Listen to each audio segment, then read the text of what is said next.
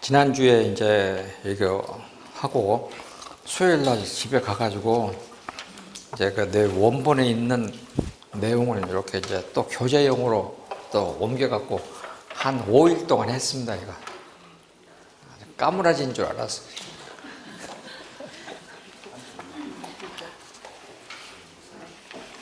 자, 그러면 교재로 하면 10페이지. 저는 이 성경을 읽으면서 왜 예수님의 12 제자들이 선봉에 서갖고 야 틀렸다 야 우리 그러니까 그 여드레 때 그렇게 봤잖아요. 분명히 봤잖아요. 그랬는데 그 도마가 그렇게 했는데도 그냥 고기 잡으러 갔다. 그러니까 왜 갔을까? 여러분들 생각 안 해봤습니까? 양 목사님은 교회에서 설교할 때 뭐라고 했어요? 왜 갔을까?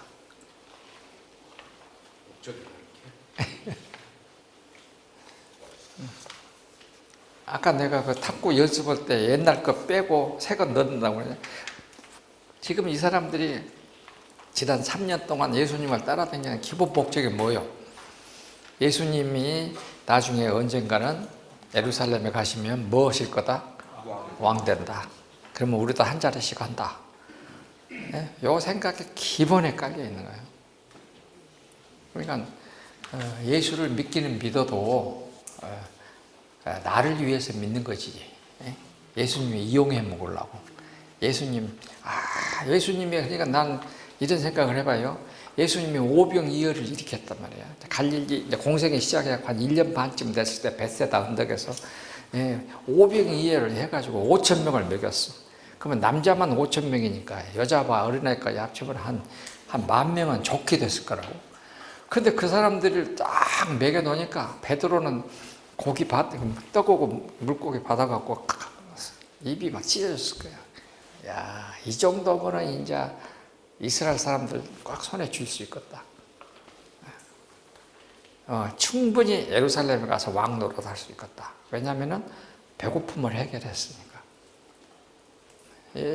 당시에 이 배고픔의 문제를 해결한다는 것은 굉장히 중요한 거였습니다.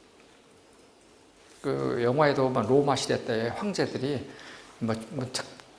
축제가 있고 그러면 전부 다 빵을 막 나눠주던가, 옛날에 폼페이 최후 나라도 보면 빵들을 막 나눠주잖아요. 먹을 것을 그때 당시 공급해 준다는 것은 굉장히 중요한 사건이에요. 근데 5병이요, 7병이요, 그 다음에 물 위로 막 걸어가고, 야, 이 정도면 틀림없다. 그러니까 제자들은 예수님이 이제 나는 죽었다가 살아난다 그러니까 베드로가 마태복음 16장에 절대 그러면 안 됩니다. 그 말이 뭔 말이에요? 나는 내 생각을 절대로 안 버리겠습니다. 그런 말 아니겠어요? 사람들은 그것을 정치적 예수를 정치적인 수단으로 활용하려고 했다라고 하지만은 그거는 우리도 똑같죠. 우리도 예수님을 믿기는 믿되 자기 생각으로 예수님을 이용해 먹으려고 하는 사람들. 이런 생각이 있었을 것이다. 그러니까 성경을 읽었겠지만 읽어지지 않는 거예요. 이사야 26장 19절 보세요. 뭐라고 해놨나? 이사야 26장 19절. 26장 19절. 그의 죽은 자들은 살아나고 우리의 시체들은 일어나리이다. 그의 죽은 자들은 살아나고 우리의 시체들은 일어나리라. 분명히 이사야서에 그렇게 예언되어 있다. 그런데 그 이전에는 그걸 읽었지만 무슨 뜻인지 생각이 안 나. 그래서 부활과 연결시키지를 않았어. 주의 죽은 자들이 살아나고 시체들이 일어나리라. 성경은 분명히 그렇게 돼 있거든. 그래도 그것이 눈에 안 들어와. 그러니까 여러분들도 다른 생각을 읽으면 눈에 안 들어와. 똑같아. 그래서 안 들어왔을 것이다. 근데 언제까지? 예수님이 승천 바로 직전까지. 그러니까 예수님이 승천할 때 내가 이렇게 이제 말로 풀어봤어요. 제자들이 주께서 이스라엘을 회복하심이 이때니까. 그러니까 예수님이 뭐라고 하십니까? 때와 기획 시기는 아버지께서 자기 권한에 두셨으니 너희 알 바 아니요. 오직 성령이 너희에게 임하시면 너희가 권능을 받고 예루살렘과 온 유다 사마리아와 땅 끝까지 이르러 내 증인이 되라. 이 대화를 살펴볼 때 제자들은 갈릴리 호수에서 예루살렘으로 돌아온 시점이 언제일까 추정을 해보는 것이죠. 자, 그 다음에 쭉 했습니다. 그래서 마가의 다락방에 모였을 때에 모인 사람들이 그 밑에 보면은 예수님의 어머니, 동생들도 있었다. 예. 그러면 이제 성령이 임재했습니다. 성령 임재는 내가 여기다 일부러 안 썼습니다. 성령 임재는 우리가 성령 임재 혹은 성령 충만하는 말들을 여러분들의 교회에서 많이 썼고 많이 들었고 뭐 우리 기독교에서는 늘 하는 얘기고 그러지만은 저도 이제 한때 그 목사 되려고 한참 할 때 이제 고등학교 청년 때에 기도원에 많이 다녔죠. 기도원에 많이 다녀요 다. 하고 나도 하여튼 뭐 성령 받으라 하고 막 자기가 이렇게 하면 성령이 와불어. 그러면은 성령님은 누구요? 삼위일체의 하나님 중에서 삼위 하나님이요. 근데 내가 오라가라 해버려 그냥. 그럼 지가 성령님보다 더 높아. 그때는 그걸 몰랐어. 아멘 오고 막 뛰고 나도 그랬어. 근데 지금 생각해 보니까 참 웃기는 행동을 했구나 하는 생각이 듭니다. 그러니까 성령님은 분명히 예수님 말했잖아요. 이제 그리고 하나님께서 이 땅에 하나님 나라를 회복하시는 날은 언젠가. 그거는 당시 유대인들에게 초미의 관심이었어. 그래서 유대인들은 그걸 뭐라고 그러냐면은 메시아가 세상에 오시면 지금까지 자기들을 못 살게 했던 로마부터 시작해서 모든 나라들을 다 두들겨 없애버리고 우리 유대인들을 통해서 예루살렘에서 성전을 중심으로 새하늘과 새 땅, 새 나라를 건설하신다라고 하는 그 사상이 언제부터 바벨론 포로 이후부터서 예수님 때까지 가지고 있었어요. 그래서 우리가 뭐라고 하냐면 메시아 대망 사상이라고 그래. 메시아 대망 사상. 이것이 최소한 500년 동안 있었어. 유대인들에게. 그러니까 메시아가 대망 크게 오시는 날. 그러니까 아포칼립틱이네. 그러니까 아포칼립틱은 우리가 지금 막 세상에 막 뒤집히고 그러면 아포칼립이라고 그러잖아요. 아포칼립스. 그러니까 아포칼립스, 에스카톨로지가 종말론적 이렇게 해서 이제 오시는 거예요. 그러면은 자, 여러분 성경을 읽을 때 사도행전 2장 목사님들은 이제 겁없이 초대교회를 회복한다는 말을 많이 쓰고 있는데 그 예수님이 마가의 다락방에 임하시고 나니까 그 사람들이 곧바로 나가서 이제 캐리그마를 선포했습니다. 그리고 그 사람들이 모인 숫자들이 점점 숫자가 많아지면서 다 자기 호주머니를 다 털어서 내놨잖아요. 자기 재산을. 왜 그랬을까? 왜 그랬을까요? 주님 나라가 가까워. 응? 주님 나라가 가까워져. 옛날 우리 1992년 12월 28일 날 밤 12시에 12월인가 11월인가 10월 28일 밤 12시에 오신다고 해갖고 그 다미 선교회 난리 쳤잖아요. 근데 이제 내 아는 사람도 몇 가가 있었어. 그래갖고 뭐 오신다고 나한테 와서 막 교수님이면 다 하냐고 말이야. 하늘나라 가야 된다고 막. 그래서 내가 그래 틀림없이 하늘나라 가. 그러니까 그런다고 그래. 그러면은 그 집 필요 없겠구만. 그거 나한테 등기해주고 가.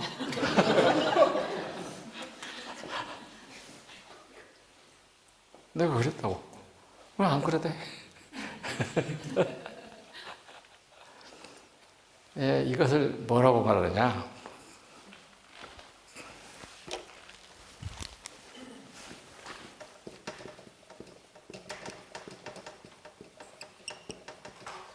종말 공동체라고. 종말 공동체라고. 그러니까 우리 여러분들이 옛날에 문선명, 박태선 다 뭐냐면 기본이 종말 공동체예요. 그 다음에 요새 지금 신천지 전부 다 핵심은 뭐냐면 종말 공동체예요. 그러니까 주님이 오신다. 틀림없다. 그러면은 이 사람들은 어떻게 그러냐. 일단 먼저 공동체를 합니다. 공동체를 하려면 어떻게 하겠어요? 여기에서 필요한 것이 사유재산 포기.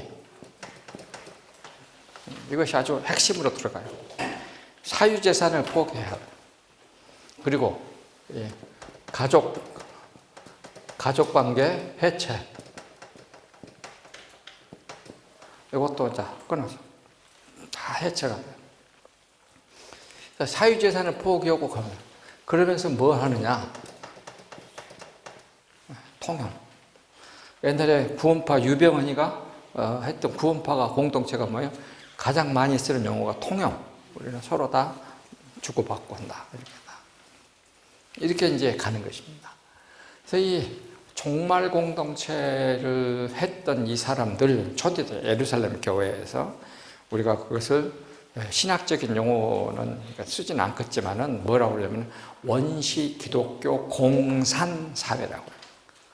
그러니까 아주 최초, 인류 최초에 자기가 자기 가지고 있는 재산을 다 내놓고 서로 공산, 나눠 가졌으니까, 서로 소유를 했으니까. 그러면 우리가 공산주의라고 하는 것은 언제 가능하느냐? 예수님이 재림하신다라고 하는 확실한 신념이 있을 때만 가능한 거예요. 그러니까 이 지상에서 공산 사회를 만든다는 것은 유토피아예요. 유토피아란 말이 뭐냐면은 이 헬라 말이에요. 영어로 하면은 no 혹은 not. 그런 장소는 없다. 그런 장소는 없다.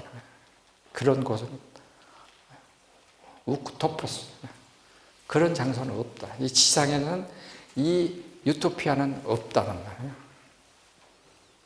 그거는 유일하게 언제나 하늘나라에만 있는 거야. 그런데 지상에서 그것을 가능하게 하는 것은 뭐냐? 종말이라고 하는 것. 종말이라고 하는 것을 강하게 심어주면 다는 거야. 강하게. 그러니까 여러분들도 부흥회 할 때 맨 마지막 날은 하늘나라 간다고 막 계속 떠들어 대잖아. 그럼 헌금이 막 쏟아진다고. 그래, 지금.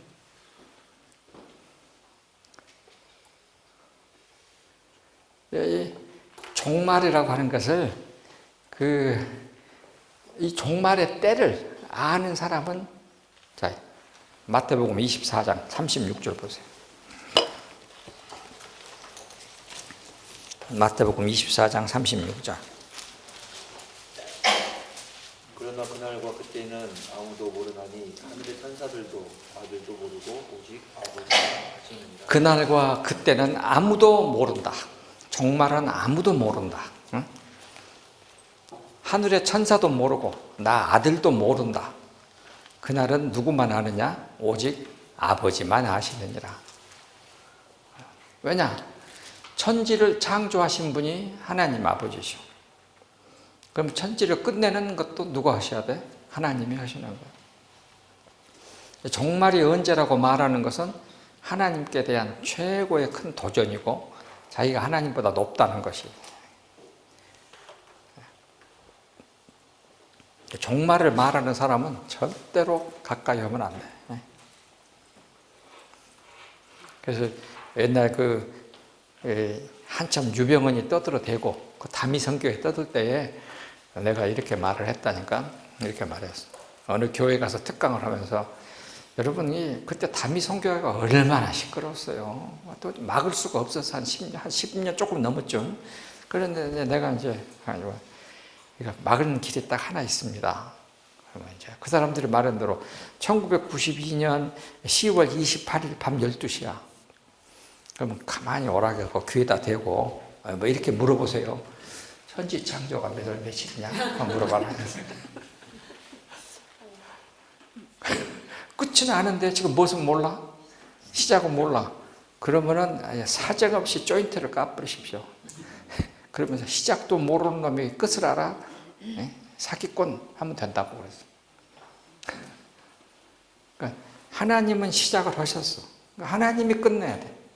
끝내신 분이, 시작하신 분이 끝내는 건데, 시작도 안 한 놈이 끝낸다고 생각하는 것은 말도 안 되는 거야. 근데 이 종말 공동체는 지금, 뭐냐면, 요 당시에 종말 공동체는 사도행전에 보면, 너희가 하늘로 올라간 나를 본 그대로 내가 속히 오리라 그랬거든. 그러니까 한 일주일 동안 휴가 받아갖고 놀다가 오실 줄 알았어. 근데 안 오셨던 거예요. 그러니까 이제 완전히 이제 다 끝나버린 거죠. 이제. 그래서 예루살렘 이 공동체가 서서히 이제 문제가 생기기 시작하는 것입니다. 이제 밖으로 나가서 캐리그마를 전파했더니 얼마나 많이 알게 됐느냐라고 하는 것이죠. 자, 성령께서 이제 오셨습니다. 성령께서 오셔가지고 여러분 책으로 공책으로 보면 11페이지 밖으로 나가서 캐르그마를 선포하는 사람들 그랬어요. 예수님이 오셨습니다. 그래서 나가서 이제 뭘 증거했겠습니까? 예수님이 하신 대로 첫째는 나는 죽었다가 부활했다. 이걸 굉장히 강조했을 겁니다. 예수님은 죽었다가 부활했다. 그리고 두 번째는 구약의 예언이 성취됐다. 구약의 예언이 성취됐다. 그리고 예수님은 우리에게 하늘로 부활했고 승천하셨다. 이렇게 이제 증거를 했을 겁니다. 그리고 예수님은 너희들은 이 일의 증인이다. 마르투레오라는 말은 증인이라는 말인데 증인이라는 말은 witness예요. eye witness, 목격자라는 뜻입니다. 여기 증인이라는 단어의 원래의 뜻은 목격자, 눈으로 본 사람들이에요. 그 다음에 아버지께서 약속하신 것을 너희에게 보내신다. 내가 아버지께 약속한 것을, 내 아버지께서 약속한 것을 보내신다. 그러니까 아버지께서 예수님에게 약속을 했어. 그것이 이제 요한복음 14장이에요. 너희는 마음에 근심하지 말라. 하나님을 또 나를 믿으라. 내가 너희를 위하여 뭘 하러 간다? 너희들에게 있을 곳을 처소를 예비하러 가려니 가서 예비가 되면 내가 다시 와서 너희를 나 있는 대로 데리고 가리라 그랬거든. 그러니까 사람들은 다 그걸 믿었어. 그리고 위에서부터 능력이 이제 임하신다. 그러면은 그 성령은 어디로 오시느냐? 예루살렘으로만 오신다는 것입니다. 그래서 예루살렘을 떠나지 말고 꼭 저기 있어라. 그래서 다시 말씀을 하셨어요. 그러니까 사도 120명들은 이제 와가지고 계속해서 예루살렘에서 기다렸어. 기도하는 일에 전념을 했어. 부활 후 40일째 승천하실 때에 오순절에 이제 오셨고, 그리고 나가서 예수님은 그리스도라고 선포하기 시작했습니다. 자, 그러면 성령님이 하시는 일이 뭐냐? 성령님이 오셔갖고, 이게 왜 이렇게 이 사람들이 뒤집어졌을까? 우리 교회에서 흔히 쓰는 말로 뒤집어졌을까? 지금 제가 여기서는 뭐라고 했냐면은 지금까지 무지헌돼서 예수님을 인지하는 것으로 이제 바꿔졌어. 그러니까 무지했어. incognition, 인지하지. 예수님이 누구인가를 제대로 몰랐어. 이제는 이제 cognition, 예수님을 알게 됐어. 일로 바뀌어졌습니다. 왜 그 하시는 일은 뭐냐? 그거는 성령님만이 하신다. 자, 그러면 성령님은 자 보세요. 예수님이 예루살렘 베다니에서 하늘로 올라가셨어. 그리고 예수님이 하늘에서 성령님을 예루살렘으로 보내셨어. 그러니까 말해서 예수님은 육체적으로 승천하셨어요. 바질리, 예수님은 부활 후에 같이 식사도 하시고 만져보고 했으니까 육체적으로 이게, 그래서 예수님은 육체적 승천을 하셨어.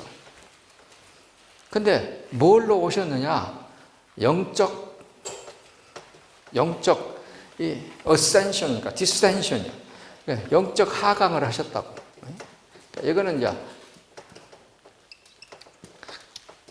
ascension이 올라가는 거예요. 이거는 바딜리, 육체적으로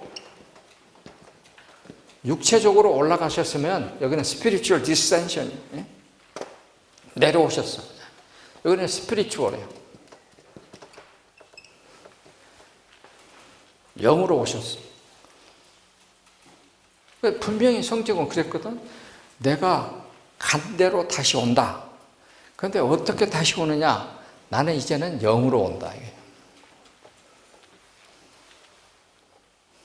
그러면은 육으로 올라가셨다가 영으로 오셨다. 이거는 무엇을 의미하겠습니까? 왜 성령으로 오셔야 될까요? 자, 보세요. 육으로 갈 때는 첫 번째로 예수님은 33년 시간이 제한되어 있어요. 또 하나는 뭐예요? 우리가 팔레스타인 장소적으로 제한되어 있어요. 그리고 예수님도 주무시고 다 육체적으로 제약을 받으셨어요. 그래서 소위 말해서 제약된 인간의 모든 것을 다 가지고 계셨는데 일로 오시면은 예수님은 뭐가 되는 거예요? 시간에서 벗어나. 그 다음에 장소에서도 벗어나. 그러니까 부활하신 후에도 마가의 집에 문도 안 열고 쑥 나타났어. 또 쑥 가셨어. 갈릴리에 계시다가 예루살렘으로 쑥 오시고. 그래서 이 시공을 초월하는 영적으로 오시는 거야. 그러면 요거는 뭐냐? 나는 이렇게 해석했어요. 저희 우리 초기 기독교가 세계화 한꺼번에 전 세계에 동일하게 퍼질 수 있는 영적 에너지를 갖는 거예요. 만일 우리가 육체적으로 계신 예수님만 계속 만났다면은 예수님 만나려면 어디로 가야 돼? 예루살렘으로 가야 돼. 팔레스타인으로 가야 돼. 근데 성령으로 오시니까 성령은 이제 우리의 어디 오시느냐? 스가랴서 12장 1절. 우리의 심령에 오신다. 우리의 마음에 오신다. 그래서 모든 사람에게 오신다. 그러면 여기에서는 예수님을 만난 사람들에게 한정적이었어. 그런데 이제는 성령으로는 모든 사람의 마음에 동시적으로 오시는 거예요. 우리가 싱크로라는 말 많이 쓰지는 싱크로로스. 크로노스가 시간이라고 헬란 말로 시간이 함께 있는 것을 싱크로라고 그래요. 그러니까 전 세계의 모든 사람에게 예수님은 성령으로 오시면 싱크로, 동시적으로 계시는 거예요. 그래서 시간이 개념이 없어지는 거예요. 국정도 뭐가 없습니다. 우리를 이렇게 지금 하나님이 승격시켜 주시는 거예요. 성령으로 오신다는 거예요. 성령으로 오신다는 건 굉장히 우리에게 큰 축복이에요, 이제. 그러면 성령이 오시면 뭐냐? 성령은 무슨 일을 하시는가? 자, 요한복음 14장으로 갑시다.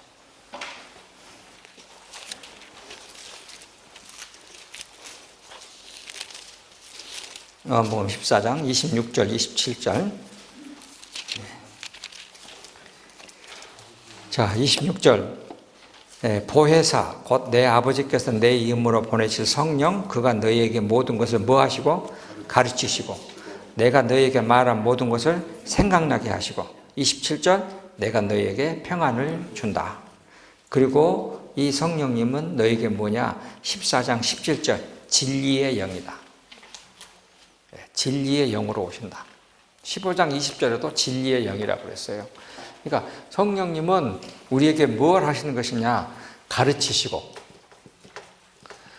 하나님의 말씀을 우리가 읽을 때에 가르쳐 주시고 우리 마음속에 우리 마음에 오셔가지고 가르쳐 주시고 그 다음에 예수님의 말씀이 생각나게 하시고 그 다음에 우리에게 마음에 평안을 주시고 그리고 진리의 영으로 계신다. 그래서 성령님은 우리에게 동시적으로 우리 마음을 지배하셔.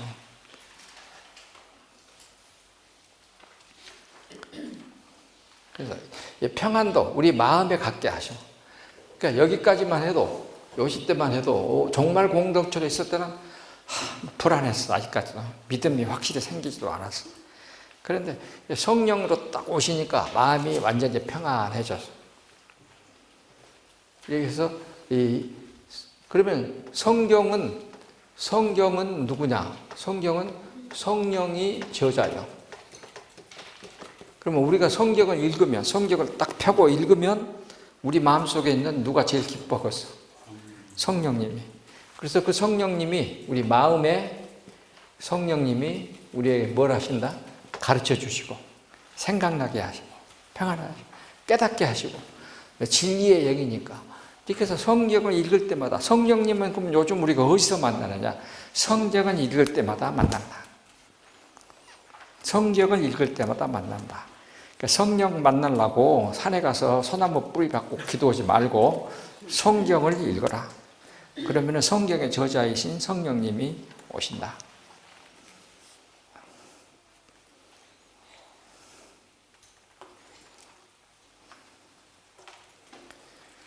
하여튼 이 기독교 역사에서 어느 나라든지 초창기 때는 이 성령에 대한 이해가 한 상당 기간 동안 잘못됐었어. 어느 나라든지 유럽도 그렇고 다. 당시 로마의 초창기 교회도 다 그랬고 예루살렘 교회도 그랬고. 그런데 그것이 이제 시간이 지나면서 정리가 되는 것입니다. 그래서 오늘날에는 제가 말한 대로 이렇게 정리가 되어 있습니다. 또 내가 이렇게 말하면 내가 또 틀렸다고 하는 사람들이 엄청 많을 거예요. 아무것도 모르는 사람이 안것처럼 떠든다고 나한테. 그러거나 말거나. 그러나 성경은 분명히 이렇게 나와 있어요. 성령님은 우리 마음속에 오신다. 자, 그러면 우리 마음이라고 하는 거, 마음이라는 것을 여러분들이 아마 많이 들어봤을 거예요.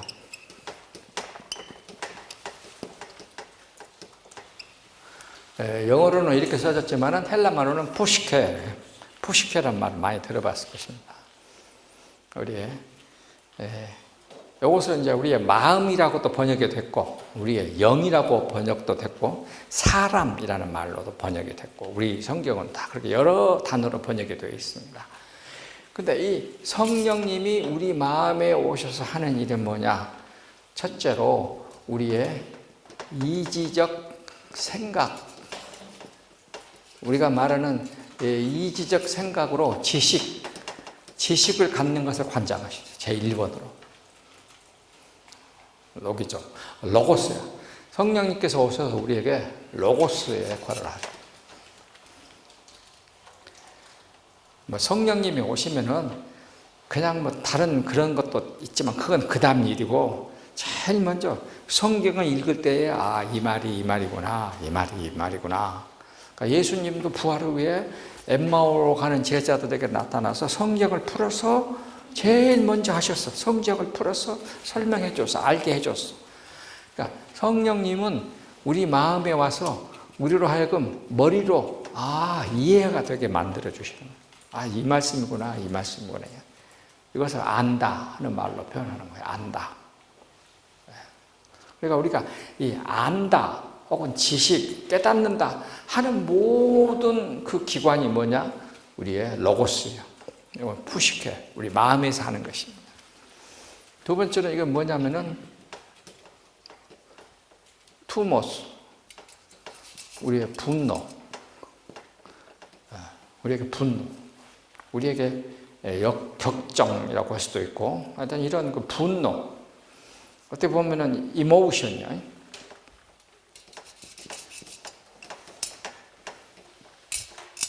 이 모션이라는 말도 그대로 모션, 움직임이 밖으로 나가는 거예요. 이 모션은 움직임이 밖으로 나오는 거예요. 그러니까 우리 분노라고 하는 것도 노라고 하는 것도 속에 있는 것이 밖으로 표출되는 거예요. 그러니까 이것도 우리에게 굉장히 중요한 부분이에요. 세 번째가 에피투미아, 욕정, 정욕, 음욕, 혹은 열정, 패션이야.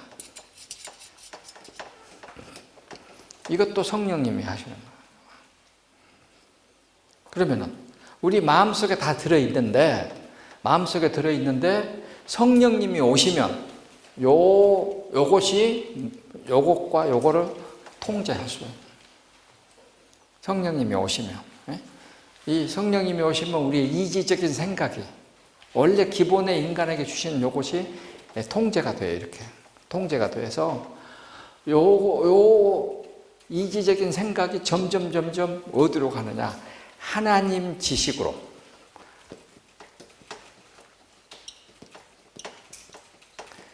하나님 지식에 한다. 이것이 로마서 1장 19절이에요. 하나님을 알 만한 것.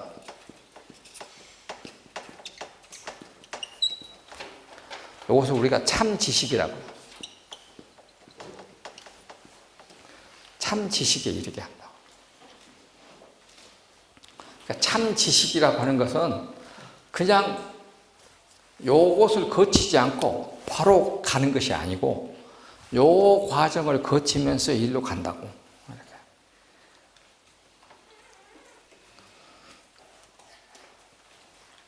그래서 우리가 하나님을 만나려면 지금 제일 먼저 오셔가지고 우리 마음에 오셔서 성령께서 우리에게 요 생각하는 거. 여러분도 안 그럽니까? 야, 오늘 교회 가는 날이구나. 교회 가야겠구나. 오늘 성경을 읽으면은 지금 제가 여러분에게 하는 말들이 제일 먼저 여러분이 어디로 파악이 되는 거예요.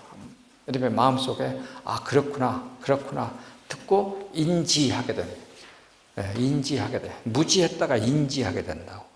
인지하게 되면은 그 순간만큼은 요것도 없고 요것도 없어. 그러면 점점 어디로 가는 거예요? 하나님에 대한 참 지식으로 우리가 다가가는 것이. 성경은 이렇게 우리를 이끌어 주신다. 그런데 이거 없이 그냥 갑자기 내가 하늘로 발굽막 뛴다. 그건 아니다는 거지. 성령님이 하시는 일이에요, 이것이.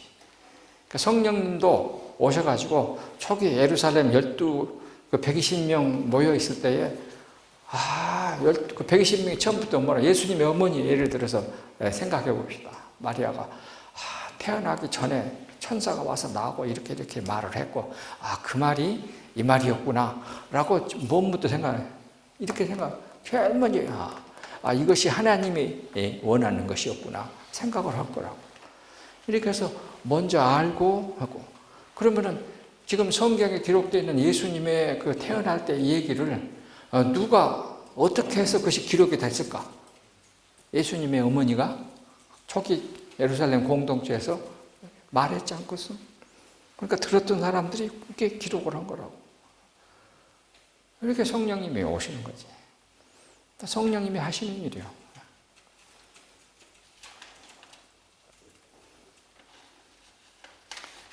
그래서 우리의 이 이기적인 생각이 이것이 투모스나 에피투미아 이쪽으로 가지 않고 이것을 통제해가지고 억누르면서 하나님을 아는 지식으로 가도록 성령님은 우리를 계속 데리고 가시고 이끌어 주십니다.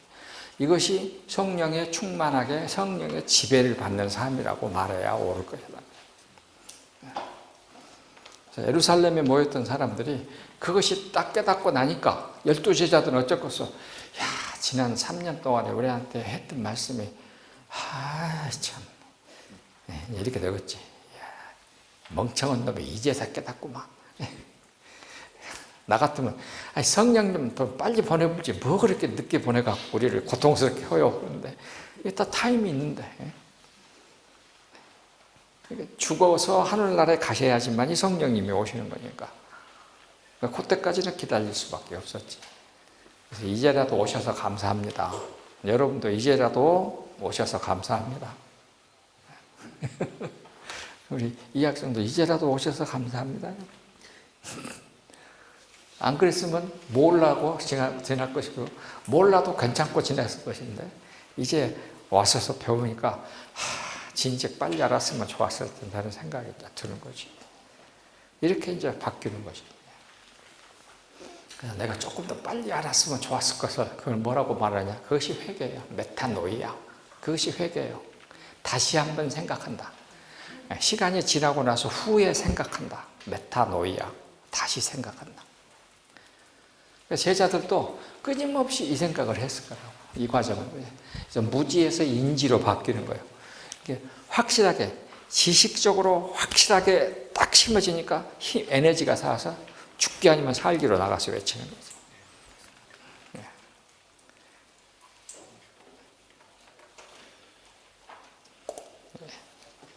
성령님이 오셔서 바꾸는 세상이에요. 이거. 자, 이렇게 바뀌어지는 것입니다. 자, 그 다음 갑시다. 자, 12쪽 갑시다.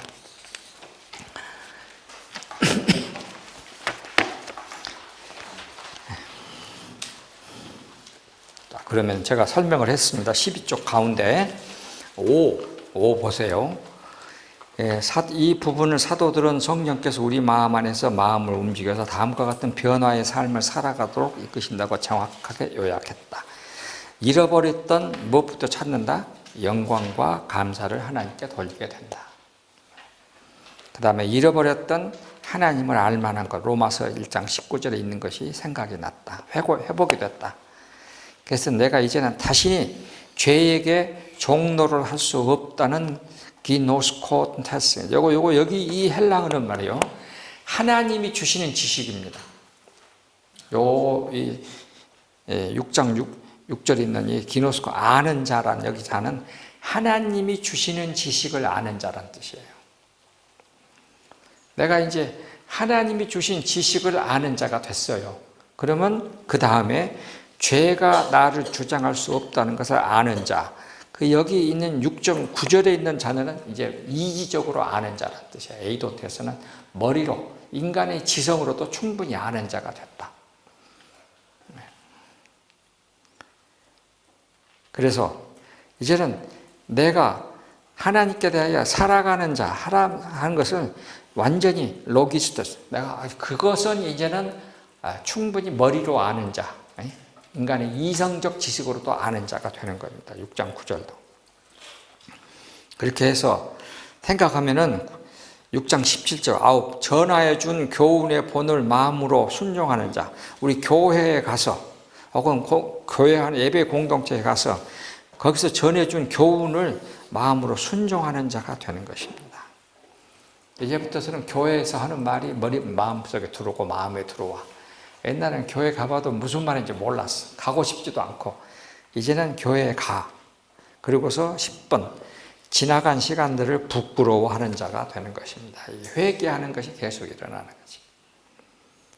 그렇게 살려고 노력하면 11번 내가 성령의 법, 생명의 성령의 법이 죄와 사망에 의해서 나를 해방시키는 것입니다. 엘루데로스. 나는 이제 해방시킨 자가 된다. 해방된 자. 헬라어에서 이 해방이란 말이 루어인데 풀다요. 맺혀진 것이 풀리다. 묶인 것이 풀리다. 자유. 이 말입니다. 헬라 말에서는요, 묶다, 풀다를 같이 씁니다. 항상 이렇게 아주 짝으로 써요. 그러니까 우리가 죄에 묶인 데서 풀려서 죄에게서 해방된 자, 풀린 자가 된다. 이 뜻입니다. 그리고 나서 12번. 하나님의 영으로 인도함을 받는 하나님의 아들이 된다. 8장 14절에. 하나님은 우리를 여기까지 데리고 가기를 원하시는 겁니다. 그렇게 해서 하나님의 아들이 되면 이제는 내가 자존적인 사람이 돼. 내가 스스로 이제는 행동을 하고 나를 통제할 수 있는 사람이 돼서 이 세상에서 사는 고난의 삶을 이겨내면서 하나님 나라의 질서를 유지하는 데 공헌하게 되고 천국 백성이며 동시에 이 땅의 백성으로서 자기가 살고 있는 지역사회에서 하나님의 백성이며 동시에 소시민으로 이웃을 섬기는 자로 살아가게 된다. 그러니까 미니스터란 말이 우리가 목사님을 미니스터라고 그러잖아요. 미니스터란 말이 무슨 뜻이냐면 먼지를 뒤집어 쓰는 사람이라는 뜻이에요. 그러니까 교회에서 집사라고 쓰잖아요. 같은 말입니다. 미니스터. 우리가 장관도 미니스터예요. 먼지를 뒤집어 쓰는 자. 그러니까 우리가 행정학을 말하면 어드미니스트레이션이라고.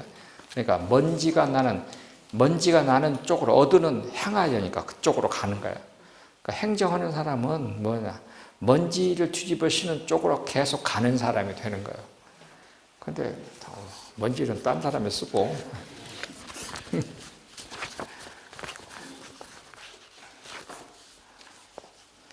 자, 이게 초대 예루살렘 교회의 이야기들을 했습니다. 어떻게 형성됐는가? 여러분들께서 이제 예루살렘 교회가 어떻게 생성됐는가 하는 것은 지금까지 이렇게 정리해서 공부해 본 일은 없었을 겁니다. 여기서부터 출발합니다. 그러니까 교회는 무엇으로 시작합니까? 부활을 체험하는 것으로 시작을 했습니다. 그리고 교회가 하는 가장 기본 일은 부활을 말하는 자들로 모이는 것입니다. 그러니까 기독교는 그러면 뭐 하는 종교입니까? 부활을 말하는 종교입니다.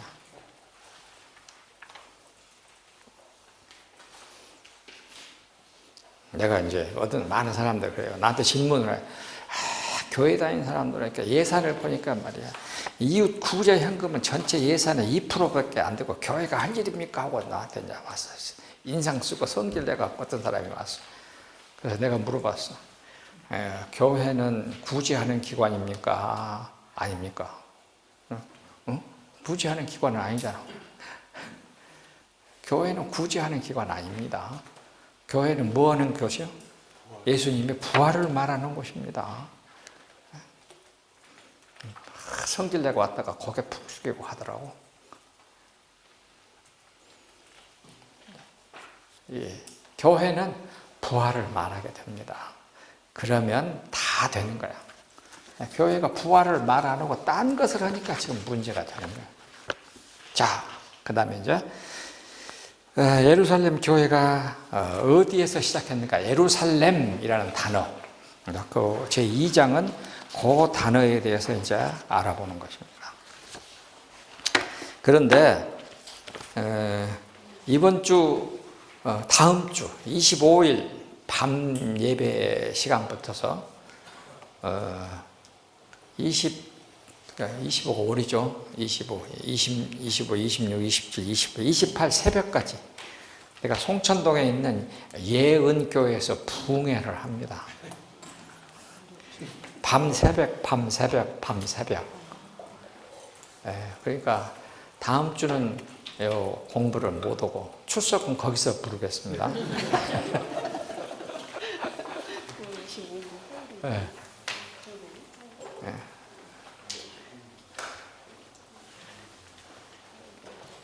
물론 내가 뭐 할 줄 아는 것이 이렇게 분필 들고 강의하는 것을 더 잘하니까 설교보다는 거기서도 이렇게 비슷하게 설교를 하겠죠만은 아무튼 여기서 안 하는 말 많이 할 겁니다. 여기서 안 하는 말 많이 할 거니까 다음 주는 이제 거기에 이제 오시기를 바랍니다. 그러면 이제 예루살렘이라는 단어를 우리가 알아봐야 합니다. 예루살렘이라는 단어의 뜻이 뭡니까? 예루살렘이라는 단어, 그 단어 자체가 뜻. 평화의 도시. 평화. 샬롬이요, 샬롬. 네. 하나님의 평화의 도시요. 여호와의 평화의 도시. 여호와의 평화가 있는 도시, 예루살렘. 그러면 이제 우리 기독교는 지금도 여러분이 알다시피 지금 예루살렘 가지고 지금 얼마나 난리가 됩니까? 전 세계 모든 이 회교도부터 시작해서 지금 다 난리가 났는데 그 부분을 이제 시작을 할 것입니다. 자, 예루살렘의 성경에 등장하는 구약의 내용은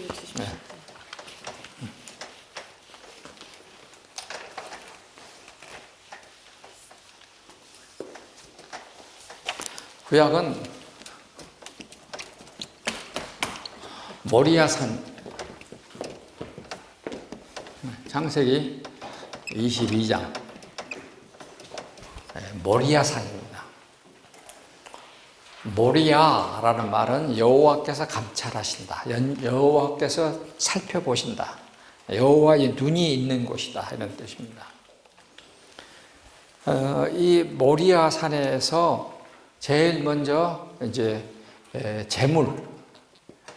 제물이 된 사람 나오죠. 자, 여기 지도를 한번 봅시다. 지도를 보면 여러분 웬 이두메 해가지고 오른쪽으로 보면은 브엘세바 나오죠. 지도를 한번 보세요. 브엘세바에 아브라함이 당시 살고 있었습니다. 근데 브엘세바에 살고 있던 아브라함이 어디로 갔냐면은 예루살렘으로 지금 갔습니다. 그러면 여기까지 보통 하룻길, 최소한 30에서 40km 정도, 아니야, 2박 3일 정도는 가야 될 길이었습니다. 당시 사막 여행으로 할 때. 그런 먼 곳이었습니다. 그러니까 거의 100km 가까이 된다고 생각하면 될 겁니다. 100km. 그 먼 길을 이제 갔습니다. 그러면 아브라함의 일생에서 첫 번째는 아브라함이 갈대아 우르에서 지난번 했던 대로 해가지고 쭉 해가지고 하란으로 가가지고 하란으로 했다가 쭉 해가지고 이집트로 갔다가 이집트에서 쭉 와가지고 여기 브엘세바.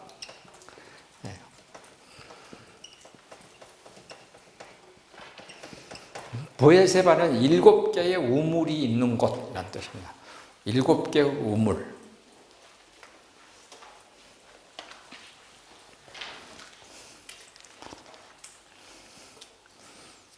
제가 여러분들에게 이렇게 헬라어나 히브리어 뜻을 계속 말씀드리는 것은 성경을 읽을 때에 그 뜻이 있으면은 그래서 거기서 살았구나 하는 것이 이해가 되는 거예요. 굉장히 도움이 되라고 지금 하는 겁니다. 나도 그걸 안 잊어보려고 계속 또 반복하고 해요. 나라고 해서 무슨 한 번 들어가면 안 빠진 줄 압니까? 나도 빠져. 빠지면 다시 집어넣으면 돼. 브엘세바에 살았습니다. 그러면은 거기에서 이제 아브라함이 우물 팠다는 얘기도 나오고 나중에 이삭이 우물 팠다는 얘기도 나오고 그래요. 브엘세바요. 거기서 있었는데 처음에 이제 아브라함은 어떡합니까? 여기서 쭉 했는데 내가 너한테 자식을 주겠다 했는데 여기서 첫 번째 실수가 뭐예요? 이스마엘이 나왔어. 창세기 16장 16절에 나와요. 아브라함이 이스마엘을 낳을 때에 86세이더라. 86세에 이스마엘을 낳았습니다. 이스마엘이라는 것은 하나님이 들으셨다. 이슈마엘. 하나님이 들으셨다. 내 기도를 들으셨다. 이 하나님이 들으셨다라고 하는 이름을 가진 단어들이 굉장히 많습니다. 사무엘도 마찬가지고 또 여러분들이 뭐 옛날에 우리 그 시 혹은 뭐 팝송에도 시몬 그대는 어쩌고 저쩌고 뭐 시몬도 여호와께서 들으셨다. 하나님이 들으셨다는 뜻입니다. 이스마엘을 낳았습니다. 그리고 나서 이제 어떻게 되느냐? 아브라함이 99세에 할례를 받았습니다. 그리고 100살에 이삭이 나왔습니다. 항상 이렇게 제가 공부한 대로 이렇게 속으로 그림을 그려가면서 하면은 이것이 잘 머리에서 안 빠져요. 그래가지고 14년 동안 지냈어요. 그러면은 이삭이 14살 먹었을 때까지니까 이스마엘은 좀 상당히 나이가 많이 됐겠죠, 이제. 그러면은 이때 이제 아브라함은 그랬을 것 같아요. 처음에 딱 태어나자마자 오메 내 새끼 이쁜 거 보배 해갖고 이삭은 그냥 지금 아버지 어머니 품에서 땅 밑으로 내려온 일이 없었을 것 같아요. 항상 여기만 있었어요. 그러니까는 이삭은 어떤 사람이 됐느냐?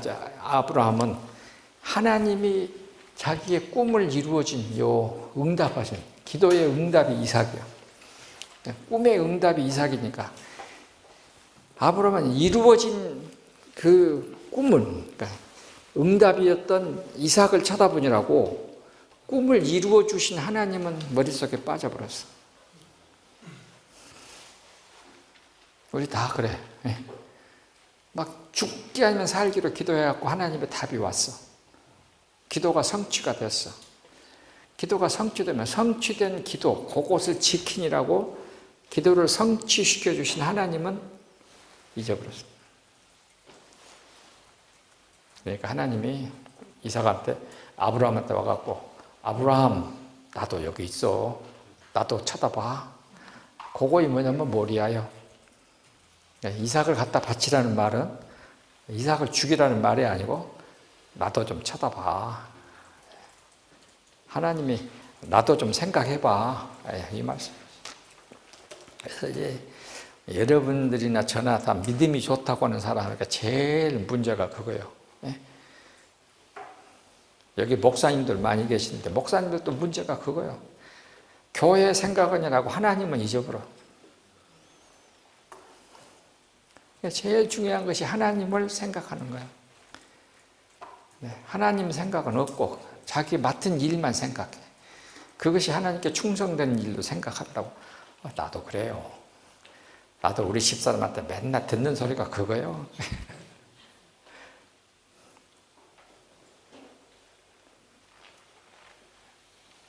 그래서 이삭을 모리아 산에 가다 바치라는 거예요. 그러면은 모리아 산에 가는, 여러분 이제 내가 적어놨으니까 한번 같이 한번 읽어봅시다. 모리아 산에 이제 가는 이삭이나, 모리아 산이 지금 예루살렘 성전이 세워진 곳이니까 거기에 가는 예수님이나 같다. 자, 보세요. 이삭은 뭐야? 외아들이요. 이삭은 사람의 외아들이에요. 아브라함의 외아들이었어요. 예수님은 누구요? 하나님의 외아들이에요. 독생자예요.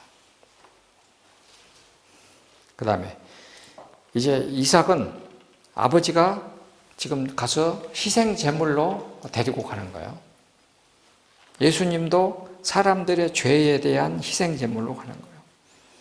그러니까 모리아산으로 가는 이삭은 아버지가 하나님에 대한 불신한 행동에 대한 희생 제물이 되는 거예요. 예수님은 인류의 죄, 사람들의 죄에 대한. 자, 이삭은 뭐요? 자기를 불에 태울 나무를 등에 지고 올라가. 나무를. 예수님도 자기를 화목 제물로 할 나무 십자가를 등에 지고 올라가십니다. 모리아산에 올라가시고, 예수님은 모리아산 예루살렘에 올라가셨고, 그 다음에 두 분 다 말없이 끝까지 순종했고, 그리고 이삭은 죽었다가 살아났습니다. 왜 그런가? 성경에 보면 나와요. 히브리서 11장 보세요. 신약 성경 히브리서 11장. 히브리서 11장 19절. 그가 하나님이 능히 이삭을 죽은 자 가운데서 다시 살리실 줄을 생각한지라. 비유컨대 그가 그를 죽은 자 가운데서 도로 받은 것이니라. 그러니까 이삭은 분명히 죽었어도 살아난 것입니다. 하나님이 살려주실 것으로. 그러니까 어찌 보면은 성경에 나와 있는 첫 부활의 열매야. 분명히 살아났으나. 예수님도 예루살렘에서 죽으셔서 부활하셨어. 그 다음에 이삭은 누구냐? 아브라함의 믿음의 회복의 상징이야. 그러잖아요. 아버지가 하나님을 잊어버렸고 하나님을 떠났고, 근데 그것이 회복되는 상징. 예수님은 구원을 창조하시는 우리의 하나님의 상징이에요. 자, 모리아 산에 믿음의 성전을 세운 자고, 예수님은 부활로 새 성전을, 피와 부활로, 죽음, 피 흘림, 그 다음에 죽으심과 부활로 새 성전을 세운 자예요. 그래서 이 모리아 산은 아주 우리에게 아주 중요한 것입니다. 모리아, 구약 성경 열때부터 시작하는 겁니다. 그러면 이제 아브라함이 보세요. 하나님이 아브라함에게 야, 나도 좀 봐. 그래서 이제 이삭을 바치라 그랬다고. 그러면 이제 3일 길을 가야 돼. 그러면은 아브라함이 아주 부인을 사랑해서 여보, 하나님이 이삭을 모리아 산에 가서 화목제물로 나한테 번제로 바치라고 그러네. 그러면은 사라가 어쩌겠어요? 가라고 했을까? 펄쩍펄쩍 뛰고 난리 났겠지. 근데 성경에 사라한테 말 안 했어. 성경에 사라한테 말 안 했다는 말이 없어. 나 그냥 이삭 데리고 가서 하나님께 제사하고 올게. 거룩한 거짓말을 했어. 하나님께 순종하려면 가끔씩 그럴 때가 있더라고.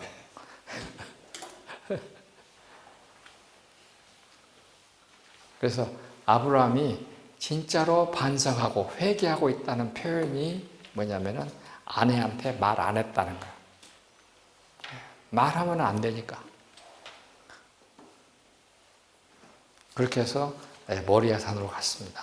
종을 데리고. 그러면 산에 도착했어.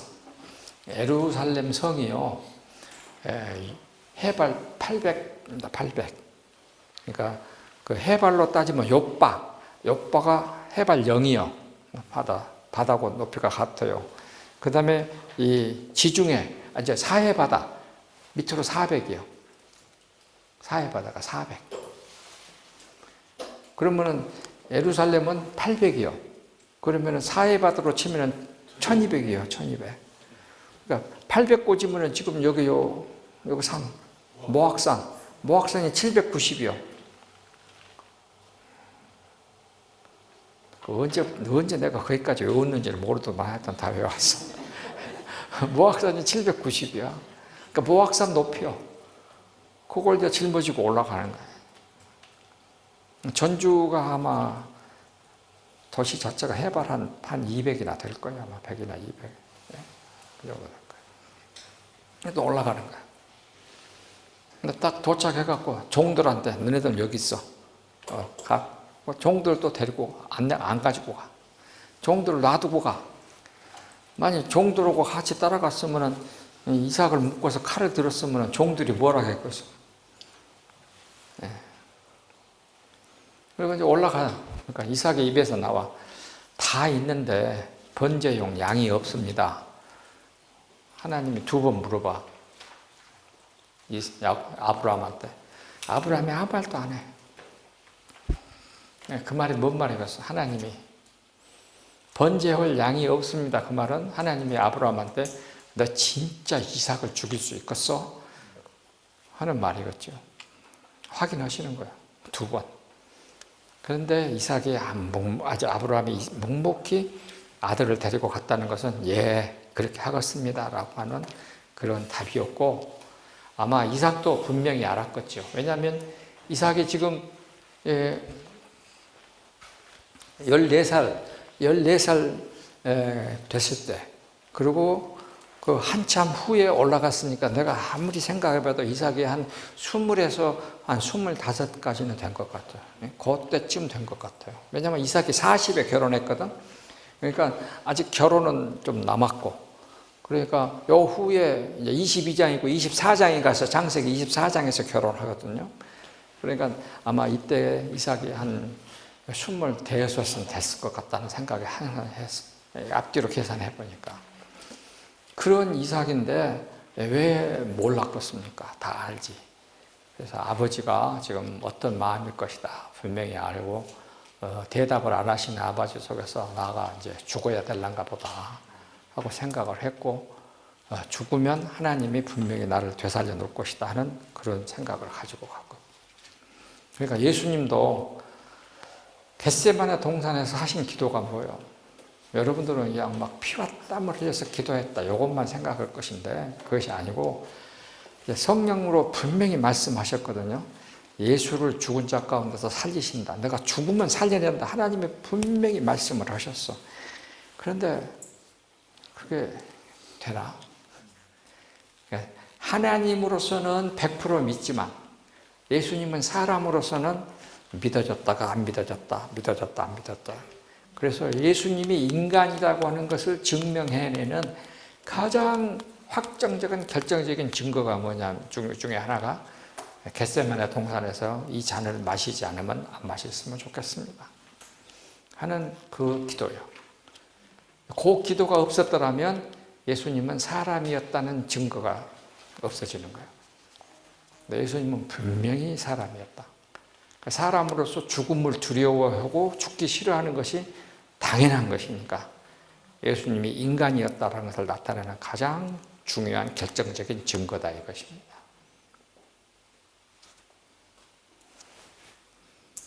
Understand? 기도합시다.